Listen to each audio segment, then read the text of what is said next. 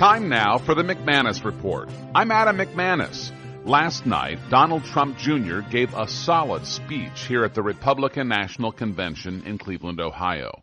He highlighted his father's success as a businessman. When people told him it was impossible for a boy from Queens to go to Manhattan and take on developers in the big city, rather than give up, he changed the skyline of New York. He underscored his father's can-do attitude, which he applied in the political arena. I've seen it time and time again, that look in his eyes when someone says it can't be done.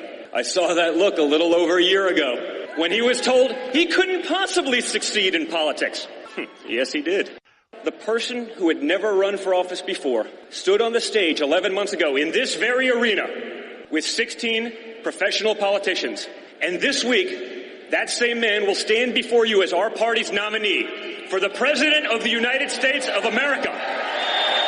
Perhaps the biggest gift that Donald Jr. gave his father last night here in Cleveland was humanizing him as a caring businessman who valued the blue-collar worker with street smarts. He didn't hide out behind some desk in an executive suite. He spent his career with regular Americans. He hung out with the guys on construction sites, pouring concrete and hanging sheetrock. He listened to them, and he valued their opinions as much and often more than the guys from Harvard and Wharton. His true gift as a leader is that he sees the potential in people that they don't even see in themselves. The potential that other executives would overlook because their resumes don't include the names of fancy colleges and degrees. I know he values those workers and those qualities in people because those are the individuals he had my siblings and me work under when we started out. That he would trust his own children's formative years to these men and women says all you need to know about Donald Trump.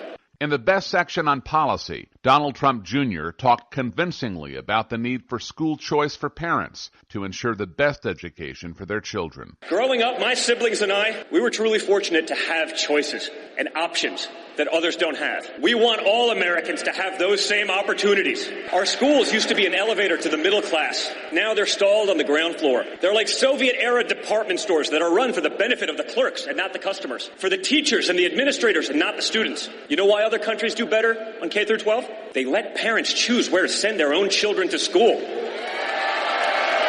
That's called competition. It's called the free market. And it's what the other party fears. They fear it because they're more concerned about protecting the jobs of tenured teachers than serving the students in desperate need of a good education. He delivered this good line about Hillary. If Hillary Clinton were elected, she'd be the first president who couldn't pass a basic background check. And he highlighted the quality which many Americans find endearing about his father, the ability to speak his mind and shoot straight from the hip. A president who speaks his mind, and not just when it behooves him to do so, who doesn't have to run a focus group or use data analytics to be able to form a simple opinion, who says what needs to be said and not just what you want to hear. As I listened to Donald Trump Jr., it occurred to me that he might actually make an excellent candidate for public office himself someday. The apple doesn't fall far from the tree. The son reintroduced his father to America in a way that was relatable and refreshing. If the Trump campaign as a whole can be as disciplined as Donald Jr. was in his speech last night, the Republican nominee for president will have a fighting chance against the well-oiled, well-funded Clinton machine. And that's my take. I'm Adam McManus. If you missed yesterday's 3-hour broadcast, you missed my stimulating conversations with the Benham brothers about their new book, Living Among Lions, How to Thrive Like Daniel in Today's Babylon. Dinesh D'Souza about his new movie, Hillary's America, opening this Friday in 1,500 theaters. Dick Morris about his new book, Armageddon, How Trump Can Beat Hillary. Former U.S. Ambassador to the United Nations, John Bolton. Congressman Louis Gohmert of Texas. And the author of See Something, Say Something. A Homeland Security officer exposes the government's submission to jihad. Tune in this afternoon live from 3 to 6 p.m. Central for my conversation with Texas Lieutenant Governor Dan Patrick and many others, as I'll be broadcasting over KLGD.FM. Just click on the button Listen Live on the right side of the homepage. That's KLGD.FM. Click on the Listen Live button on the right side of the homepage. from the Republican National Convention here in Cleveland, Ohio. This is the McManus Report.